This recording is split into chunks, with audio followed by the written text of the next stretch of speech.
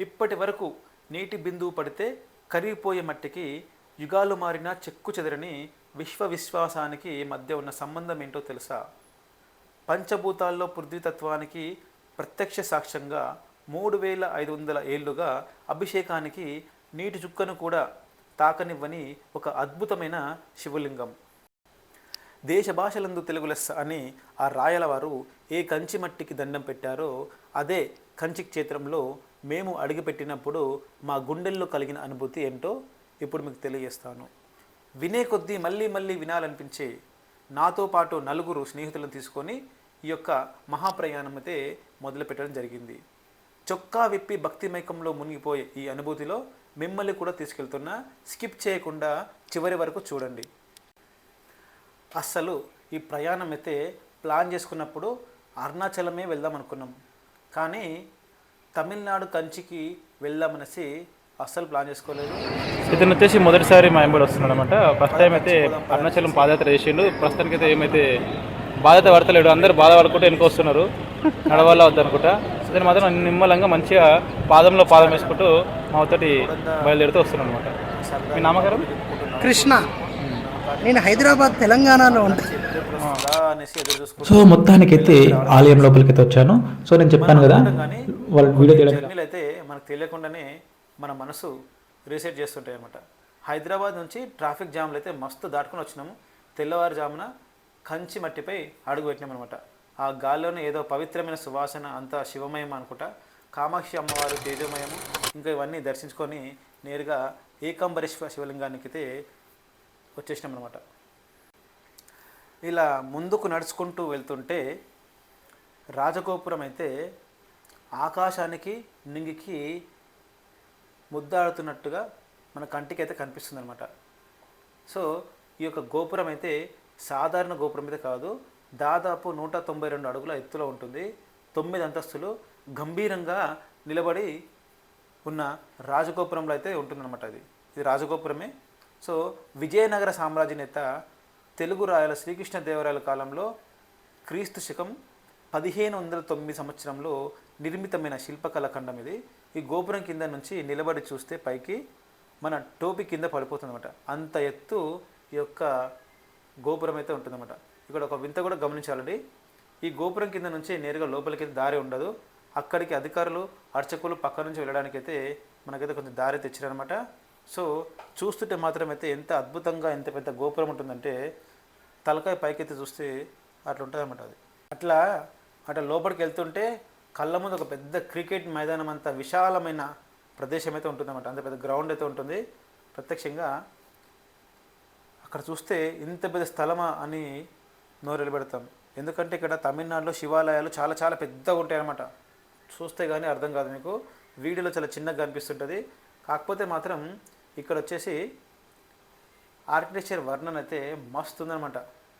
ఎందుకంటే మైదానం దాటుకొని లోపలికి వెళ్తున్న కొద్దీ మన సనాతన భారతీయ శిల్పకళ వైభవం అయితే మనల్ని మైమరిపిస్తుంది. ఖచ్చితంగా కంచి వెళ్ళినప్పుడు ఏకాంబరేశ్వరం వెళ్ళిన వాళ్ళు ఈ యొక్క అద్భుతమైన దర్శనం అయితే చేసుకోండి. లోపలికి వెళ్ళిన కొద్దికి మనకి విచిత్రమైన కట్టడాలు, శిల్పకళ అన్నీ అయితే మనకైతే దారి పొట్టి కనిపిస్తూ ఉంటాయన్నమాట. ఎందుకంటే అప్పట్లో కట్టిరు కదా, చూడడానికి ఎంత అద్భుతంగా ఉంటుందంటే మళ్ళీ మళ్ళీ చూస్తామో లేదో. చూసినా కదా గోపురం ఎంత పెద్దగా ఉందో. ఎక్కడి నుంచో జూమ్ చేసి చూస్తే అంత పెద్దగా అనిపిస్తుంది అనమాట. చూసినాక తలకాయ అయితే పైకి చూస్తే కింద పడతాం మనం, కళ్ళు తిరుగుతాయి. అటు ఉంటుంది అన్నమాట గోపురం కూడా.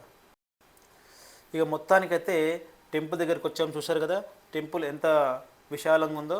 సో లోపలికి వెళ్ళి చూస్తే స్తంభానికి అద్భుతమైన ఒక్కొక్క దేవతామూర్తి శిల్పం అయితే ఆ రాళ్ళపై చెక్కబడి ఉంటుందన్నమాట. విచిత్రమైన భంగిమలు, ఆ దేవుల చిరునవ్వులు చూస్తుంటే ఇవి రాళ్ళు కావు, ప్రాణమున్న దేవతలేమో అని అనిపిస్తుంది అన్నమాట. ఖచ్చితంగా ఆ విధంగానే మనకి అనుభవం అయితే ఉంటుంది. ఇక్కడ మనకు దర్శనమిస్తున్న ఇంతమంది అద్భుతమైన శిల్పాలపైన చెక్కబడినటువంటి దేవతల మూర్తులను అయితే చూసైతే నా జన్మ ధన్యమైపోయింది. ఎన్ని పిల్లర్లు అంటే మినిమం లెక్క పెట్టలేమన్నమాట. అన్ని పిల్లర్లు ఉన్నాయి. ఒక 1000 పిల్లర్లు ఉన్నాయా అనిపిస్తుంది నాకు. సో ఈ టెంపుల్లో లోపల రాగానే బయట వేడిగా ఉంది, లోపల రాగానే చల్లగా ఉందన్నమాట. అంత అద్భుతంగా ఈ యొక్క ఆలయాన్ని నిర్మించడం జరిగింది.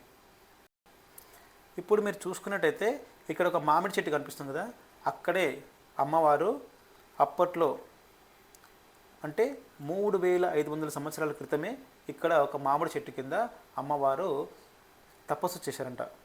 సో ఆ చెట్టు ప్రదేశంలోనే ఇప్పుడు ఆ చెట్టు లేదు, ఆ చెట్టు మొద్దు ఉంటుంది కదా, అది ఇప్పటికి ఉంది. కాకపోతే దాన్ని షోపీస్ లెక్క డిస్ప్లేలో పెట్టారనమాట. అది మనం అక్కడ వెళ్ళినప్పుడు గర్భగుడిలకు మెయిన్ టెంపుల్కి ఎంట్రన్స్ అవుతుంటే మనకు డోర్ పక్కనే ఇట్లా షోపీస్ లాగా పెట్టి ఉంటుంది అనమాట. అది చూసుకోవచ్చు మనము. సో ఆ ప్రదేశంలోనే ఈ చెట్టు పెట్టారనమాట. ఇక్కడే అమ్మవారు శివలింగాన్ని పెట్టుకొని ప్రదక్షిణ చేశారనమాట, తపస్సు చేశారు. సో వీళ్ళంతా మన ఫ్రెండ్స్ ఇంత గ్యాంగ్ కలిసి రావడం జరిగిందనమాట. సో ఈ ఆలయానికి ఉన్న ప్రత్యేకత ఇదే అనమాట. ఇప్పటి వరకు నీటి బిందువుతో కూడా అభిషేకం చేయని శివలింగం అని చెప్పుకోవచ్చు. ఈ ఆలయంలో అడుగు పెట్టగానే మనకు ఉన్న పాపాలు అన్నీ తొలగిపోతాయన్నట్టుగా నాకైతే అనిపించింది అనమాట. సో పంచభూతాలలో ఒకటైన క్షేత్రం ఇది, పృథ్వీలింగం. ఇంత అద్భుతమైన శివలింగము మనము దర్శనం చేసుకోవడం వల్ల నా జన్మ ధన్యమైపోయిందనేసి నేను అనుకుంటున్నా. సో మరి మీరు ఇలాంటి టెంపుల్కి వెళ్ళారా ఎప్పుడైనా? వెళ్తే ఖచ్చితంగా కామెంట్ రూపంలో తెలియజేయండి. మరిన్ని వీడియోల కోసం అయితే మా యొక్క ఛానల్ని సబ్స్క్రైబ్ చేస్తూనే ఉండండి, స్కిప్ చేయకుండా చూడండి. ఎందుకంటే లోపల గర్భగుడికి ఎలా ఉంటో తీయలేరు. మామూలుగా అయితే టెంపుల్ ఎలా ఉందో ఐడియా ప్రకారం అయితే మీకు చేసి చూపిస్తాను, చూడండి. ఇంత అద్భుతమైన మన భారతదేశంలో ఉండడం మనకు నిజంగా అదృష్టం అన్నమాట. ఇందులో ప్రయాణం చేస్తుంటే ప్రాచీన కాలంలో కాలయంత్రంలో ప్రయాణించినంత భావన కలిగిస్తుంది మనకి. ఇంత పెద్ద పెద్ద శివాలయాన్ని చూసి ఆ 1000 స్తంభాల మండప నిశ్శబ్దాన్ని మేము అనుభవిస్తూ స్వామివారి గర్భగుడి పైపితే వెళ్ళినాం, దర్శనంతో చేసుకున్నాం. ఇక్కడ మీకు కోనేరు కనిపిస్తుంది కదా, టెంపుల్ ట్యాంక్ అంటారు అన్నమాట దాన్ని. అక్కడైతే ఆ నీటి అలల మధ్య ఆలయ ప్రతిబింబం అయితే మంచిగా కనిపిస్తుంది. చూడండి ఎంత అద్భుతంగా కనిపిస్తుంది. మీకు కనిపిస్తుంది కాలభైరవుడు అనమాట. సో టెంపుల్ అయితే ఇలా ఉందన్నమాట. సో ఇప్పుడు మేమైతే చెప్పబోయే విషయం మంచిగా వింటే ఒంట్లో గుజ్బాంలు వస్తాయి. ప్రపంచంలో ఎక్కడ లేని శివాలయం ఉన్న ఈ శివలింగానికి ఇప్పటి వరకు అయితే మనము నీళ్ళతో కానీ అభిషేకం అయితే చేయలేదు, పాలతో కానీ అభిషేకం చేస్తారనుకోవడంగా చేయలేదు. కానీ ఏకాంబరేశ్వర ఆలయంలో మాత్రం అయితే ఇప్పటి వరకు అయితే నీటితో అభిషేకం అయితే చేయరనమాట. అవునండి, ఇది మీరు విన్నది నిజమే. కాకపోతే మీరు వచ్చినాక కూడా కనుక్కోండి, ఎక్కడైనా వెతుక్కోండి, ఇదైతే ఖచ్చితంగా నిజం. పార్వతీదేవి శివుడి కోసం తపస్సు చేస్తూ కంచిలోని ప్రాచీన మామిడి చెట్టు కింద ఈ మట్టితో శివలింగాన్ని చేతులతో తయారు చేసుకొని ఆ సమయంలో ఆమె వేగావతి నది ఉప్పొంగి వస్తే ఆ మట్టితో శివలింగాన్ని కరిగిపోకుండా పార్వతీదేవి ఆ శివలింగాన్ని తన కౌగిలిలో బంధించి కాపాడుకుందనేసి ఇక్కడి చరిత్ర అన్నమాట. సో అమ్మవారి చేతి స్పర్శతో మట్టితో తయారైన శివలింగాన్ని కాబట్టి దీనిని పృథ్వీలింగంగా భావించారన్నమాట. ఇక్కడ నీళ్లు పోస్తే మట్టి కరిగిపోతుందనే ఉద్దేశంతో ఇక్కడ శివలింగానికి కేవలం సుగంధ తైలాలతో నూనెతో మాత్రమే అభిషేకం చేస్తూ ఉంటారు. సో ఈ పృథ్వీలింగాన్ని చూస్తుంటే ఏదో తెలియని ఆధ్యాత్మిక శక్తి మన శరీరంని తాకుతున్నట్టు అనిపిస్తుంది అన్నమాట. సో ఆ క్షణం అయితే నాకైతే ఎంతో అద్భుతంగా అనిపించింది. సో ఫ్రెండ్స్, ఇంతవరకు మనం ఓం నమః శివాయ అనేసి మనసులో అనుకొని ఒక కామెంట్ చేయండి. ఇలాంటి వీడియోల కోసం అయితే మా యొక్క ఛానల్ని ఖచ్చితంగా సబ్స్క్రైబ్ చేసి సపోర్ట్ చేయండి. మరియు మన జీవితంలో ఎన్నో ఊళ్ళు తిరుగుతుంటాము, ఎన్నో వింతలు చూస్తుంటాము. కానీ కంచి ఏకాంబరేశ్వరి గుడి మెట్టు ఎక్కుతున్నప్పుడు తొక్కుతున్నప్పుడు అయితే ఆ ప్రశాంతత ప్రపంచంలో ఏ రిసార్ట్లో లేని సుఖం కూడా దొరకదు అనమాట. ఇక్కడ ఆలయానికి వెళ్తే ఎక్కడైనా సరే టెంపుల్ విజిట్ చేయండి, చాలా అద్భుతమైన మార్పులు మన జీవితంలో జరుగుతూ ఉంటాయి. దేశ భాషలందు తెలుగు లెస్స అని చాటిన నాటి రాయల కాలంలో భక్తి ప్రభావం నేటికి కంచి గోపురంల పైన పైకెత్తి నిలబడే ఉంటుందన్నమాట.